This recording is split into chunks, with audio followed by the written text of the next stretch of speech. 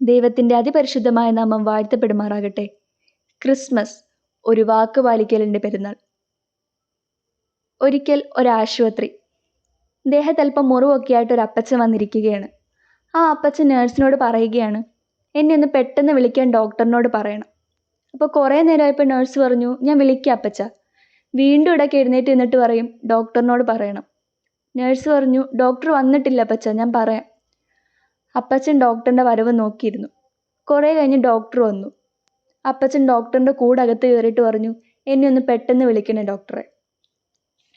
അപ്പോൾ ഡോക്ടർ പറഞ്ഞു, എന്നാൽ അപ്പച്ചൻ കയറിക്കാട്ടെ. കയ്യിലെ മുറിവുകളെല്ലാം വെച്ച് കെട്ടുന്നതിനിടയിൽ ഡോക്ടർ ചോദിച്ചു, എന്താ അപ്പച്ച, എന്താ ഇത്ര ധൃതി? അപ്പോൾ അപ്പച്ചൻ പറഞ്ഞു, ഞാൻ എൻ്റെ ഭാര്യയുടെ കൂടെ ഇരുന്ന് ഇന്ന് പ്രഭാത ഭക്ഷണം കഴിക്കാമെന്നവൾക്ക് വാക്കു കൊടുത്തിരുന്നു. സമയം അതിക്രമിച്ചു. എനിക്ക് എത്രയും പെട്ടെന്ന് വീട്ടിൽ പോകണം. ഡോക്ടർ ചിരിച്ചുകൊണ്ട് ചോദിച്ചു, അത്രയ്ക്ക് നിർബന്ധമാണോ ഭാര്യയ്ക്ക്?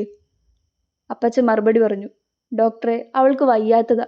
ഡോക്ടർ ചോദിച്ചു, എന്താണ് ഭാര്യയുടെ അസുഖം? അപ്പച്ചൻ പറഞ്ഞു, അവൾക്ക് 5 വർഷമായിട്ട് അൾഷിമേഴ്സ് ആണ്. അപ്പോൾ ഡോക്ടർ പറഞ്ഞു, അൾഷിമേഴ്സ് എന്നാൽ മറവി രോഗമല്ലേ? അപ്പോൾ അപ്പച്ചൻ പറഞ്ഞത് എപ്പോഴേ മറന്നിട്ടുണ്ടാവും. അപ്പം ചെന്നില്ലെങ്കിലും കുഴപ്പമൊന്നുമില്ലല്ലോ. അപ്പച്ചൻ ഒരു ചെറുപുഞ്ചിരിയോടെ ഡോക്ടറിനെ മോനെ എന്ന് വിളിച്ചിട്ട് പറഞ്ഞു, മോനെ, വാക്ക് പറഞ്ഞത് മറവിയുള്ള അവളല്ല, മറവിയില്ലാത്ത ഞാനാണ്.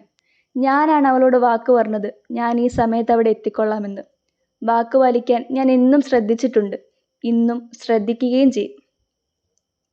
പ്രിയപ്പെട്ടവരെ, ഇങ്ങനെ സ്വർഗം ഭൂമിക്ക് നൽകിയ ഒരു വാക്കാണ്.